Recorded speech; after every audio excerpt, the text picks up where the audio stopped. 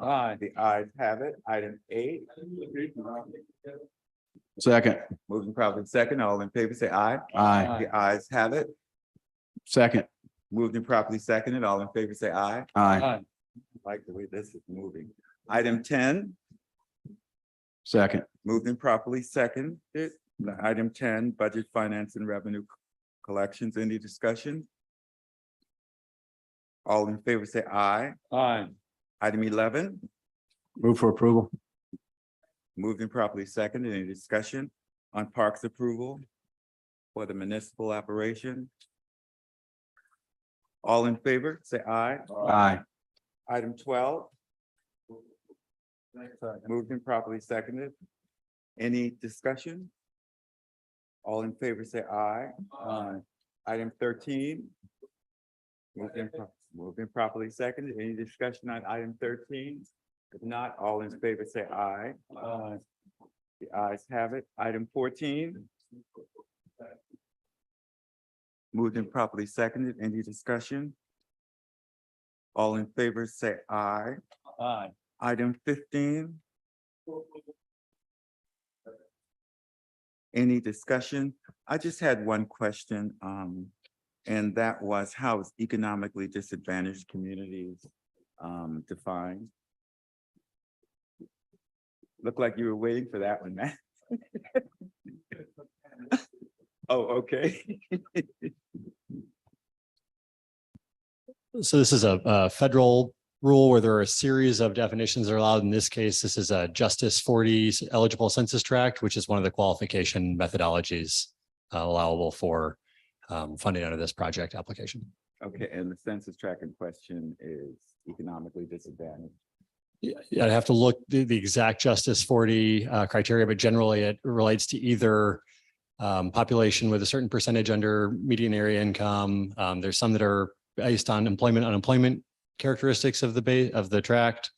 And there are some that are based on like percentage of extreme poverty in the basin. I'd have to double check which one qualified this, but it is So it's the usual. it is the typical federal methods for determining economic disadvantage. Thanks Yes. for that. Mayor Tecklenburg. Thank you, Mr. Chairman. We spoke about this proposed project at length at Councilmember Waring's Public Works Committee meeting yesterday. But I would just point out that what particularly appealed to me when I first saw the notice that such a grant program was being put out by the U.S. Army Corps was, unlike the other participation agreements we've had with them, this is 100% would be funded 100% by the U.S. Army Corps. There was no local match required. So that was very attractive to us, and particularly since the other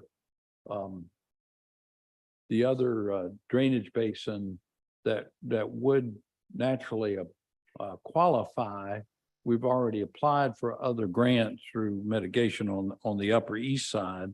That was through I think a HUD mitigation grant. So we looked West Ashley specifically to see if there was somewhere that made a lot of sense. And this was just, this did meet those requirements, and it's just perfect. We'll just be blessed by no end if we're successful getting the grant. Okay, did we look at all on the peninsula? Because there are a number of creek beds on the peninsula that suffers from the same kind of flooding. Any discussion on that?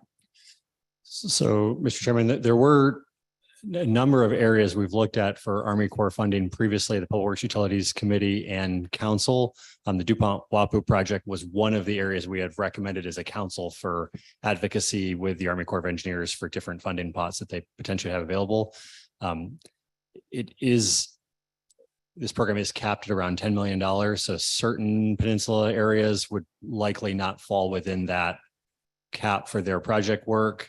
The areas that would, as the mayor mentioned, are similar in impact from a project cost scale to DuPont Wapu, but we have other potential funding sources. This program is so interesting in that it is the Army Corps. The reason it's a pilot project is the Army Corps looking at funding projects without a traditional cost benefit assessment. So the Corps normally requires cost benefit assessment.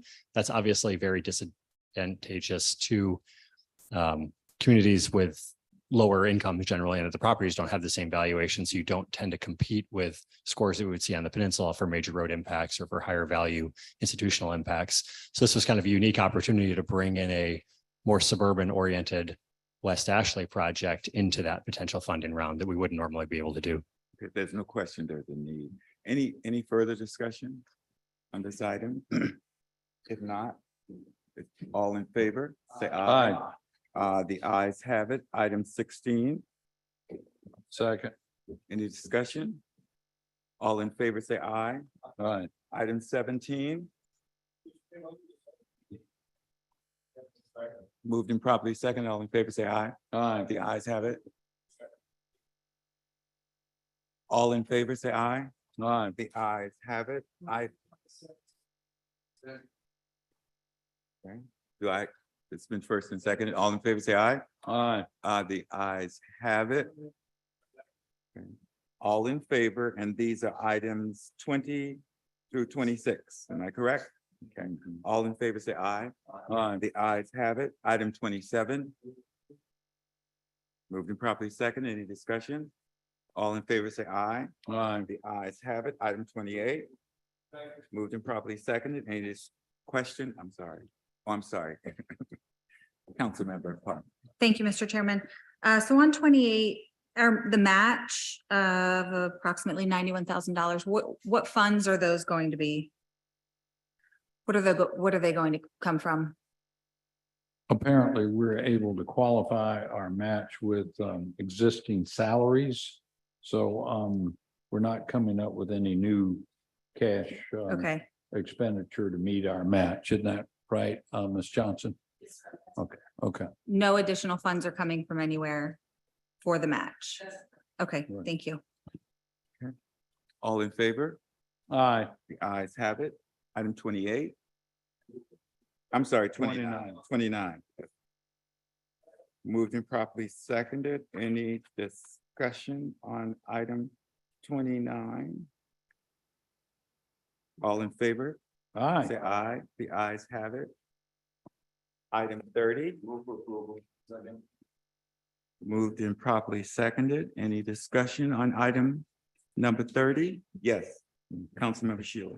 Thank you, Mr. Chairman. And I appreciate that we deferred this last time. I appreciate it very much. And that we've looked at this closer. And since that time, we do have some other options for affordable housing, which is great. If I were personally buying a piece of land to put my home on, had $5 million to do it, I would not choose this location. Knowing that neighbors have had bad issues with odor and trash in their yards, wastewater runoff and other issues. And so I'd just like to ask that you think about this yourself. Would you buy this piece of property knowing that your neighbors have had issues with trash, with odor, with water runoff from a landfill? If I did buy it, shame on me if I complained about it. I know I'd be buying a piece of property next to a landfill. So shame on me if I did, if I bought it and complained about it. And I just wonder why we as a city would buy this property knowing that there's been issues that DHEC had to come in and fix for neighbors to this property. But if we choose this property for someone else to live in, those of us that vote to do so, I mean, I think when those calls start coming in, we should be taking those calls. We're the people that bought it. We should give them our mobile phone numbers, those of us that would vote yes on this, because we're responsible for buying a piece of property that we know there is a risk on. But purchasing that property for the residents, the future residents, it's not only unfair because of the environmental issues on their back doorstep. It's unfair because on their front doorstep, they got the worst traffic in the city of Charleston that they're going to be sitting in if they're commuting to work. It's not fair to the residents that live there to add the cars in the morning and in the evenings to that traffic on Glen McConnell, or even worse, if they don't go Glen McConnell, they're going to sit at Main Road and Savannah Highway, which we all know is a disaster if you've paid attention at all to what's going on with the county. And it's not fair to the people who live along Church Creek, who are counting on the city of Charleston to live up to the promise that the city of Charleston voted on when we said we're going to use that piece of property to bring in tax dollars that are going to help solve your flooding issues in Church Creek. If we purchase this property, that's gone. We've taken that money from the residents in District 10 and the residents of District 2 who are counting on that money since 2017 to fix the problems that came up with the Church Creek flooding issues. The PUD that's in place on that property now and what it's used for, if we don't buy this property and don't do anything with it, it has businesses that'll support the people who live west of Bees Ferry Road. We need businesses for the people that live west of there. There's going to be a huge community being built there called Long Savannah. The reason why that PUD is there is because the property owner, when he put that PUD in, knew that those businesses would support that new community that's going on out there. 29414 zip code is the most populated. I looked this up. It's the most populated zip code in the city of Charleston. Okay. Now they're not all city of Charleston residents. Some of them belong to a good portion of them belong to St. Andrews PSD. But the problem with 29414 is we continue to build residential properties and we don't have businesses going at the same rate to support them. And when these hundreds, I should say thousands of homes that are in the process of being built or are on the plans to be built and Long Savannah's built, we need businesses to support that area.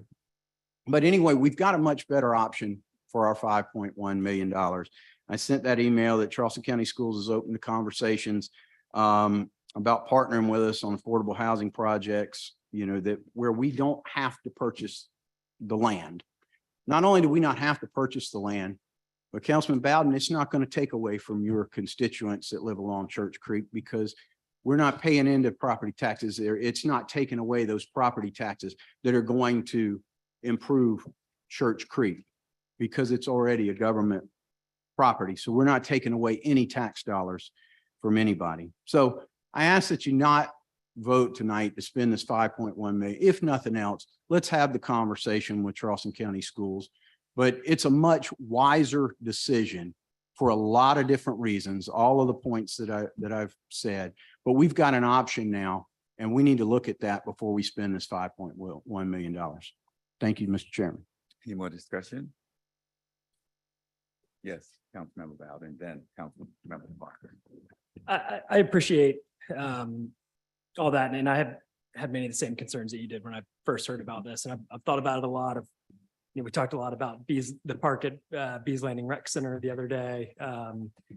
Since then, I've taken my kid there like 4 times. I haven't seen a single vulture is what we were concerned about, I think. But I mean, I'm not saying they're not there. I'm saying that to the extent it is a problem, I think it was given a little too much weight at the last meeting, including in my own mind.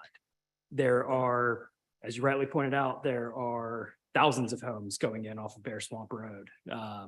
In Long Savannah, they're not that concerned about this. With regard to working with the school district, I would love to do that. I think we absolutely should do that, but I think we should be doing both. I think our affordable housing needs are such that we just can't give up these units. I think it's a fair price. I personally live on Bees Ferry Road and experience the traffic. You can adjust your schedule and make it work fine.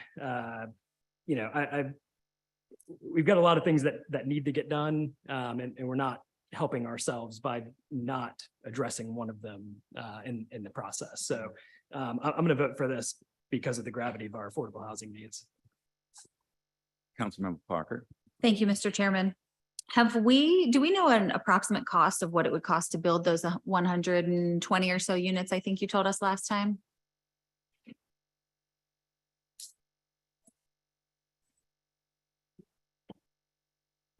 Currently on multifamily housing, the cost per unit is about $300,000 per unit. So All right, so my math isn't multiply. good. 30 million, 30 million? something like that. 30 million. Something like Okay, $30 million. that. Any further? Yes. So, Mayor? I would like to share with Councilmember Parker and everyone that often when we develop affordable product like we did at James Lewis, even though the cost there is like similar, like $25 million, what we do is we put out a request for proposals from developers. We didn't put $25 million in James Lewis. I think we put about $3 or $4 million into it. So we often keep ownership of the land and then partner with a developer to actually pay that construction cost, or the majority of it, or finance the majority of it. So, you know, part of our protocol now for trying to develop more affordable housing is to partner with both private and nonprofit developers who then, along with us, make those additional investments to build. And if you don't mind, while I have the floor, I did want to address and thank Councilmember Shealy for reminding us about the property the school district has over at the old C.E. Williams. And I must say, with the need that we're projecting by 2030, we need that property. We need this property. We need other properties. We need multiple locations. We hope to partner with the school district on that, or any other location that they want to offer and develop. I met with the new superintendent just last week and brought that property up along with another one that they had identified in North Charleston near Mary Ford Elementary. He wasn't really aware of those options at this point, but we discussed them in my office. We did check that site at C.E. Williams, and I must say it's unfortunately pretty low lying over there. So I'm not sure how much density we would be recommending for that particular site. It's not far off from Long Branch drainage basin. So that's going to be the property on Beach Ferry Road, believe it or not, is higher elevation than the school district one. So that will impact the density that gets recommended there long term. But in my view, we need it all. Right. I mean, there are numerous opportunities. For instance, math and science on King Street, right behind math and science, is a sizable amount of land, which would be a great opportunity, I think, again, to partner with the school board to try to develop housing for their people in particular. So I agree with you that we really need to sort of be pushing the envelope as it relates to getting the Charleston School Board involved in developing housing like other schools around the country are already doing. We're sort of behind in that vein. Councilmember Seeking.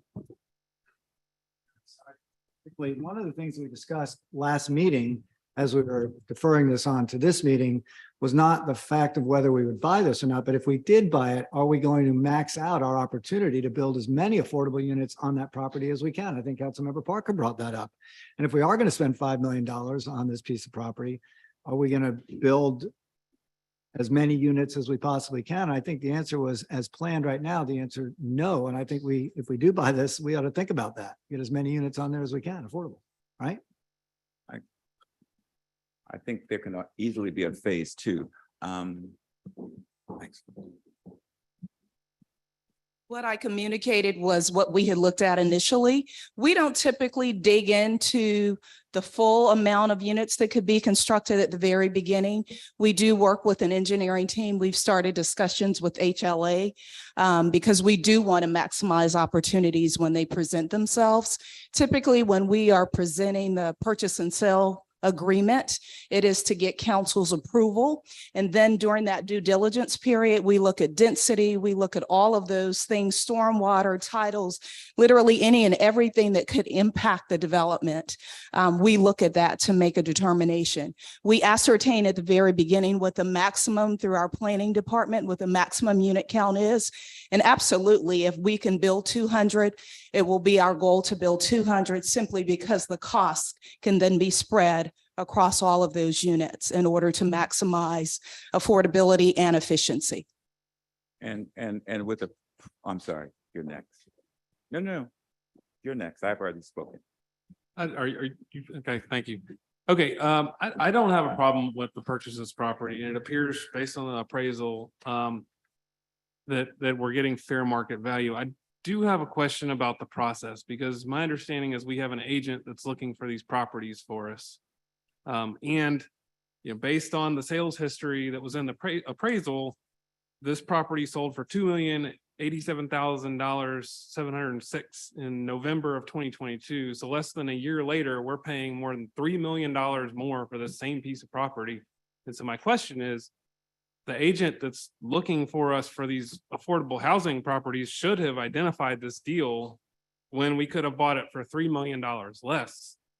It just seems like maybe we need to find a new agent that's looking for properties for us. Point well taken. That's my only comment. Thank you. Point well taken. Councilmember Waring. Councilman Gregg, could you go over that again? This property sold in November of 22 for what? $2,087,706. So less than 12 months later. Is this the way we're gonna spend taxpayers' dollars? That kind of appreciation? Tell me any other property on Bees Ferry Road that's appreciated from roughly 2.1 million to 5.1 million in less than 12 months.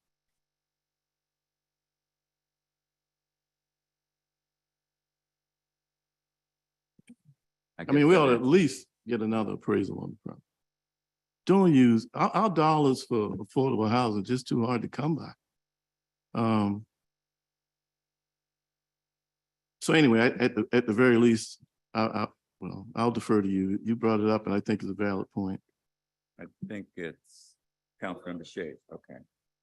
Yeah, again, my intention isn't to imply that we're paying above market rate here. My request is that we review this process, or whoever is trying to identify these properties, because again, we could have obtained this property for $3 million less if we had bought it in November, which, you know, that'd be a good deal. So we're paying market rate now. We could have paid far below market rate back in November. We get the rest of my time, I yield it to a colleague, but I think we need to find out whether that is true market value. To go up, what's that? Is that 150% in less than 12 months? We have had on this council problems with valuations and appraisals on other property. And the first one I would bring up would be the contaminated property that appraised for 7 million and was going to be sold to the city for 6 million. And the county had it assessed at virtually zero because it was contaminated. Of course, there have been others. I think we ought to at least get a second appraisal on this one. Now, I'm going to vote against this, and I'll tell you why. I respect your opinion. I respect Councilman Brady spoke in favor of it the last meeting. I don't think you have a bigger fan for affordable housing on this council than myself, and I'll probably yield to you being head of HUD for 30 years. I've used my own money without government intervention to create affordable housing. That's how much I believe in it. But the county closed the incinerator because you didn't want to have that type pollution, if you will, in close proximity to economically challenged people. That's why I'm voting against this one, because I think it is too close to the landfill for people who are economically challenged. And frankly, they're not going to, their choices in finding other locations, if the fumes are too much, if the natural bird life creates a problem, they stuck. And we creating that situation for them. So I'm gonna vote against this one. I would hope that, let's see how this works. I'll put a deferral in there that we get at least a second appraisal to confirm the market value, because I just don't believe it's gone from 2.1 million to 5.1 million in less than 12 months. So I put that on as a motion to get us, at least get a second appraisal, to defer it for that. I'll second. Moved and properly seconded. Any discussions on the motion to defer? Yes. That's gonna ask a Councilmember. question. If this is deferred and, will this hurt The the possibility. possibility of, The acquiring the property or doing it if we defer it? This is what I'm asking. Because we got to be very careful. This was going on a while now, and if it's gonna hurt by doing deferral, I don't know about that part of it. Because, when it comes to housing, period, you know how I'm with affordable housing. Because we do not have affordable housing here, period. And I'm adamant about that, wherever it's gonna be, and, I'm not gonna change my view from that either, because I worked with it for 33 years too. So, and I know what's happening in this city more so than people cannot find affordable housing here and not living here in the city of Charleston. Even my own family can't live here, and I'm sick of it, because I've seen the trend.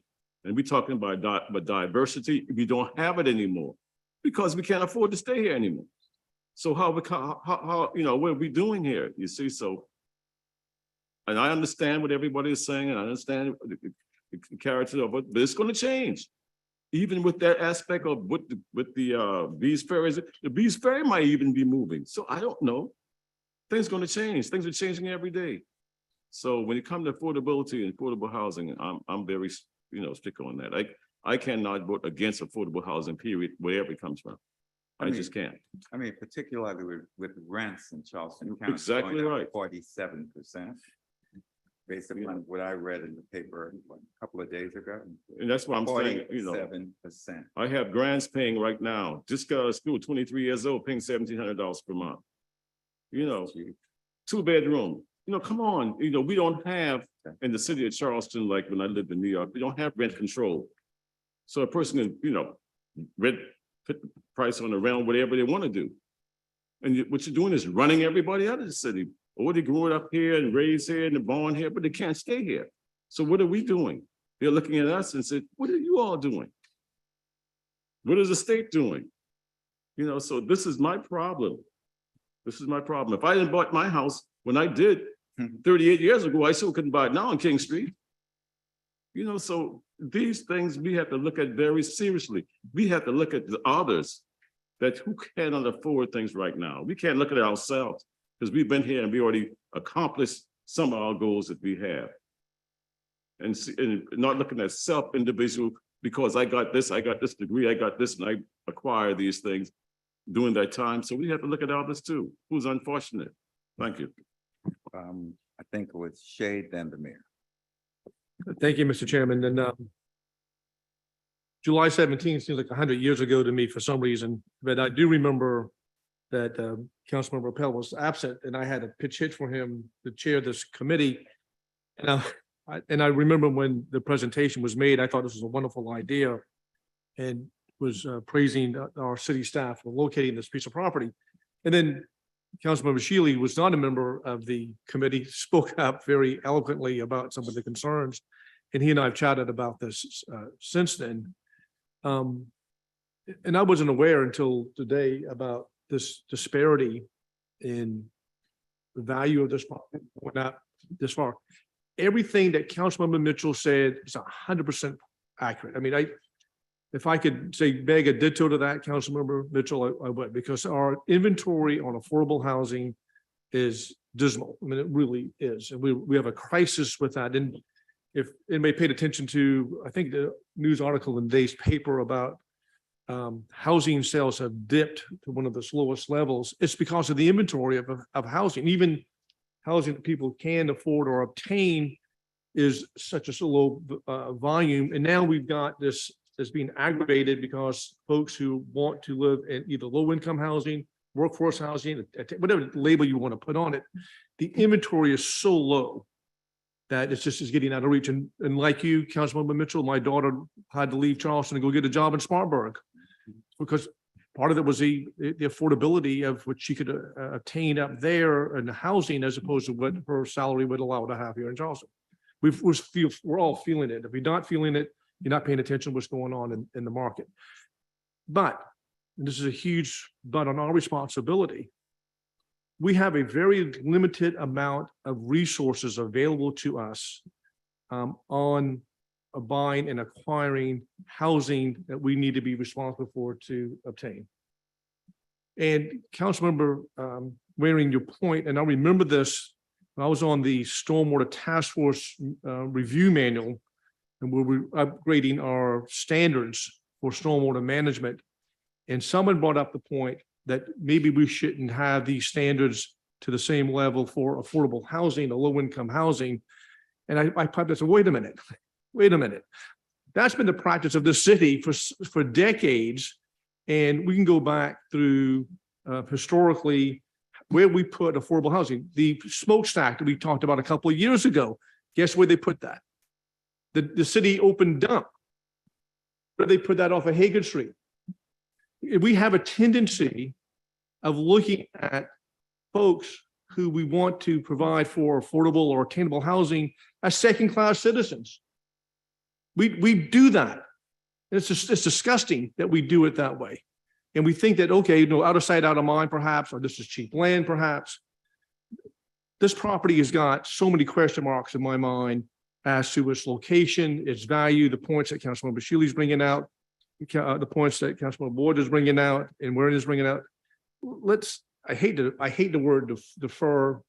Listen, if somebody can come up, if we lose this property, because somebody can buy it for more than twice the value within 12 months, God bless. I mean, amen. Go to it.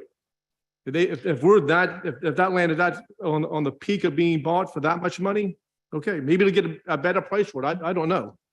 But I would let them go ahead and do it. But I think we have a different level of responsibility to our citizens than private investors do. And that is to make sure that we are very stingy with our money, that we're very wise with our money, and we have to be good stewards of what we're doing with this thing. I can't go back to my constituents and say, oh, guess what I just did with you? I just spent $3 million more than what the property was valued at in less than 12 months. I want a second opinion. And I think we should defer this. So Chair Gregory, I'm sorry. I'll defer to the mayor. Mr. Well, Chair, I just wanted to. I add apologize. that. Point of order. I think Mr. Mayor spoke. I spoke before him and I wanted to be. Yeah, it's. I was recognized. Okay. After Right, Mr. right, Shade, right. but I'll be happy to defer. Yeah, you have something? Yeah. I just had a follow-up, as I think, do you, unless you have a question or answer? Okay, so obviously we don't have unlimited dollars here, but we have an opportunity with the school district that's been presented that hopefully will come to us shortly. If we use this 5 million on that, it takes away 5 million that we could possibly use on whatever could be coming forward, correct? Second, I asked what it would cost the city to build. We said 30 million. Mr. Mayor, you said that now it's a different number. So what would that number cost? What approximately? I'm sorry, to build what? I asked what the cost to the city would be. If we purchased this land and built those units, it was about 300,000 a unit, 330 million. But you said that's not the case if we utilize the private sector. So then what would be the cost to the city to build those units on that site approximately? I know you don't have a crystal ball, but. I mean, if it's consistent with other contracts we've had, I mentioned the one at James Lewis Apartments. We put in what, $4 million, 5 million on a $27 million deal. So I would, each deal can be a little different, but I would imagine that we would invest some equity in the project itself. And that was about the same number of units? 4 or 5 million. That is 64 units, Councilmember Parker. Thank And you. so what the mayor commented on is we traditionally have done a request for proposal. So we secure partners who are in this business to actually build on our behalf. We enter into options to lease and ground leases. That enables them to move forward with building, managing, reaping the benefits of the rents for said period of time. In many cases, it's been 60 years. At the end of that 60 years, that property remains affordable and comes back to the city with the land and the improvements. Literally on the last 4 to 5 deals, that is what we have, that is the framework and the business model that we've utilized. So I just wanted to add that there is absolutely no way we would buy this property for more than an appraisal or appraised value of the property. What we would take action upon tonight is to enter a contract, which gives us a due diligence period. And I will commit to ordering a second appraisal on the property, Councilmember Waring. And if you want to recommend an appraiser for us to use that can get it done during that due diligence period, that would be terrific. And we'll verify. If it doesn't meet, we'll go back to the buyer. If he won't sell it to us at an appraised value that's legitimate, we'll walk from the deal. We don't need to buy any property above what it's appraised for.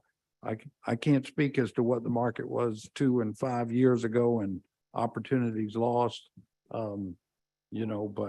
But today is today, and we will order another appraisal upon y'all's recommendation and make sure that we wouldn't pay more than the appraised value for the property. Thank you. Yes, council member.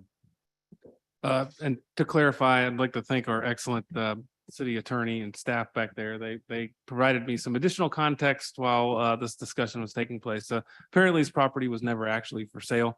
So I appreciate the additional context that this property was never on the actual market. And so and our new real estate director was not working here at the time. So there was no way for us to identify this property. Hopefully in the future with the new real estate director working, we'll be able to jump on some better deals. Again, I want to make sure everybody at this table hears me. I was not implying that we are at all paying above market rate. The appraisal makes it pretty clear. This is a market rate property. We just, perhaps missed out on a good deal, but hopefully in the future we'll be able to find one. Thank you. There's a motion on the floor and it's been seconded to defer. And that's what we're getting ready to vote on. All discussion, any more discussion? Yes. Well, thank you, Mr. Chairman. I'd just like to hear from Ms. Shaw Johnson about what would happen if we deferred, and to address Councilman Mitchell's point, is that going to cause this deal to fall through? It would. Okay, so Yes. let's make sure that was a great point that Councilman Mitchell made. It's all about timing. Councilmember Waring. Are we gonna get, we don't have to defer to get a second appraisal, Mr. Ben. But the part about losing the deal, because if that appraisal doesn't come back at 5.1, then we have another issue to deal with, and we'll deal with that at that time. But because of the precious dollars that we have to spend them wisely. I just want to verify that this property is indeed worth $5.1 million. Councilmember Mitchell. This be pretty quick. I'm looking at it very seriously, like I said, in housing portion, if even we look at it and don't defer it right now, but just let's go through, and then if we see that the market value is different, then we can come back and make some changes. Because be mindful, even the public housing in the city of Charleston, they're moving people out of it as we speak right now. So all those people will be moved out of that public housing on Meeting Street because they're moving people out now. So we are losing a whole lot of people out of the city of Charleston. That looks like me too. And others, because they're both living on public housing because that's the only thing you can afford. They're working in these restaurants and hotels, you see. So I'm looking at those people who are in need also. They're in need of housing, but they're not going to be here anymore because they're going to be tearing those down. So they're moving them out. Even if you go into school right now, the school population is dropping because why? They're moving these people out. Sanders Clyde is dropping. Burke is dropping. Simmons Pinckney is dropping in population. They have 150 kids right now in Simmons Pinckney middle school because the parents has to move out of the public housing into somewhere else. Because they're gonna tear it down, because they're gonna renovate it. So how long is that gonna take? We don't know. So they're not gonna be in the city of Charleston. So we got to be mindful of all these things, and that's why I'm out in that community running around like crazy. But there's a lot of things going on that we got to be aware of when we say we want this quote unquote diversity in the city of Charleston that we used to have one time. Okay, we're ready. With that, Mr. Chairman, I guess point out, I'll withdraw my motion. Sounds like we can chew bubble gum and walk at the Yes, same we can. time.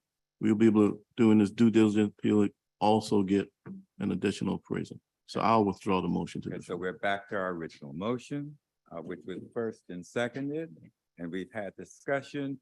All in favor? Yes. Councilman Bowden, With the amendment of a second, with the amendment for a second appraisal. Moved and properly seconded. Yeah, What the amendment is, so we all know what we're voting for now. it's my understanding the amendment is to get a second appraisal. Okay, all right. Okay. Because this is time sensitive. All in favor as amended, say aye. Aye. Opposed? Nay. The ayes have it. And just for the record, the two nays were council members Shealy and Parker. Yes. All right, thank you. We're in item 31, public services. Moved and properly seconded. Any discussion on the approval to repair bluestone and granite curbing? All in favor, say aye. The ayes have it. I will now call on Chairman Appel. All right. Thank you, Mr. Chairman. The City of Charleston Real Estate Committee met yesterday afternoon. First item up was a lease agreement that we approved over at the Charleston Digital Corridor, Charleston Digital Tech Center. This is for the ground retail space in the parking garage. And it will be leased for the purposes of a learning lab where classes will be taught on all kinds of tech, STEM, and various other types of matters. Part of the goal here is to help activate that space. It's been vacant for a long time. There's been some vandalism issues we heard some testimony about yesterday. And this is all being spearheaded by Ernest Andrade and those guys over at Charleston Digital Corridor Foundation, who are doing a great job to bring tech entrepreneurs to the peninsula. And this will help have a resource for our youth in these important fields, very similar to what we're doing over at the Boeing Learning Lab over on the harbor that we're so excited about. So there'll be coding training. Coding. I mean, you want coding, we got you. You want to learn about turtles, we got you. I mean, the city of Charleston knows no limits when it comes to educating and learning and our youth. And not just for kids in Charleston, but hopefully kids from the entire region that can make use of these spaces and really help activate these areas. That was approved unanimously. The next item up was a lease agreement with none other than the United States Coast Guard for some, what do they call it? Range lights on top of the aquarium garage in the Charleston Maritime Center. This is to help ships navigate the harbor. And this passed unanimously, of course. We want to make sure everybody's safe on the water. The next item up was a very exciting project for West Ashley. This is something, as Councilmember Shade pointed out, is a project taken straight from the pages of the West Ashley revitalization plan. This is long anticipated improvements over at the corner of Wapu Road and Savannah Highway, the Limehouse property. I think a comment was made at committee yesterday that the ugliest building in the city of Charleston is currently at that corner. Yeah, that building's days are numbered. And what's really exciting as part of this land swap that we approved is the bikeway is now going to be reoriented to safely connect with the greenway. So you're really talking about stitching two halves of West Ashley together, and then one day being able to make it across the Ashley River Bridge. That's a whole nother story, but it's about connectivity and it's about stitching our city together. And that was approved. And that was done in conjunction with the Limehouse family that's worked very closely with the mayors team and our staff. And also with great feedback and input from all of us to get it over the line. And it's really great to see how much this concept tracks from the plans that were put together many, many years ago. And it shows that sometimes plans are not just pretty documents on a shelf or in a PDF. Sometimes they can be made real. And I just want to not let that go left unnoticed, because that is really going to be a wonderful part of improving that key corridor in West Ashley and really giving us something to all be proud of. Councilman Ware? I got a question, Mr. Chairman. We had the drawing at city council meeting. Will that be a full display, Mr. Mayor? Councilman Shade's got copies. It's pretty nice plan to look at. This came out of the revitalization plan, right? It did. Yeah, we should be using that plan. We paid a lot for it. That's right. So let's see. Mr. If I could comment about that, Mr. Chairman. So if you, the front of the page came directly out of Plan West Ashley. And if you look at under the key ideas illustrated number C, and I pointed this out yesterday at our real estate meeting. This is amazing. A land swap with the property owner here can ensure the connection to Savannah Highway is completed. Cyclists would continue along a trail on the north side of Savannah Highway and cross at the intersection. This is exactly what Plan West actually recommended. This is exactly what came before the real estate committee yesterday. This is what's before this council today. And this little book, and if y'all don't have a copy of this, anybody who represents parts of West Ashley, this should be by your bedside. This should be your second Bible, honestly. And here it is, and it shows the illustrations on the other side of this page. Here's what you just said a few minutes ago, Mr. Chairman. We pay for this plan. We're getting our money's worth. This is torn right out of that book. I'll turn it back over to you. Mr. Thank you, Mr. Chairman. And it goes to show you, sometimes things in West Ashley can happen in a very positive way, in a very collaborative way. And this is a certain example of that. And I'm very excited to see that. And it was approved unanimously. More to come on that. The next item up had to do with the relocation of the fire station over on Cainhoy. This is Fire Station 20. I've never been out there, but I'm told it's a pretty tough situation.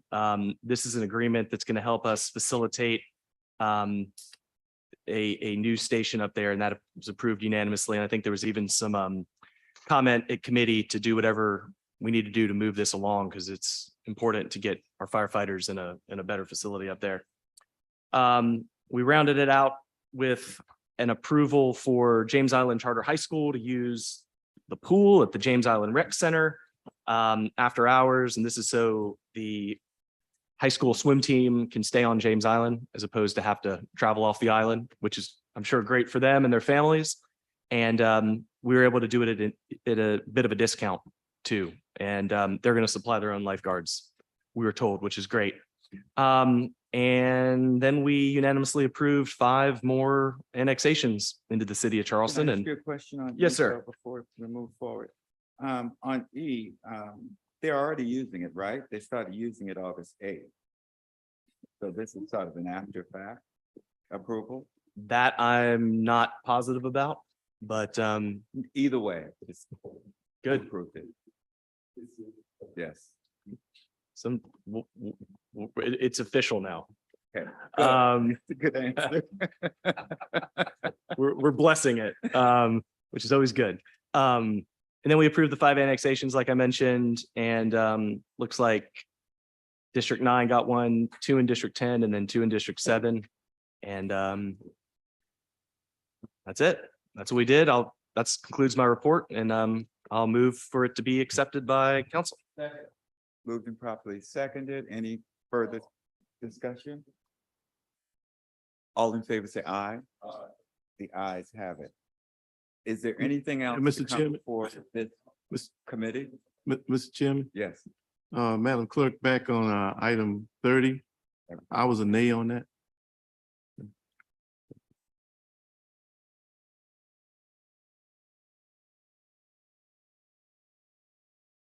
I'm sorry. What did you say? Madam Clerk has it. Yes. He was an A on item 30. Okay, he wasn't, okay, not a problem.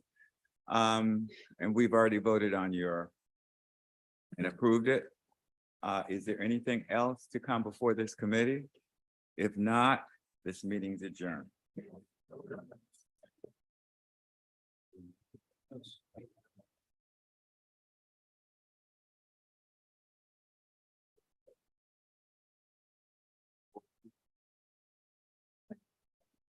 Yeah.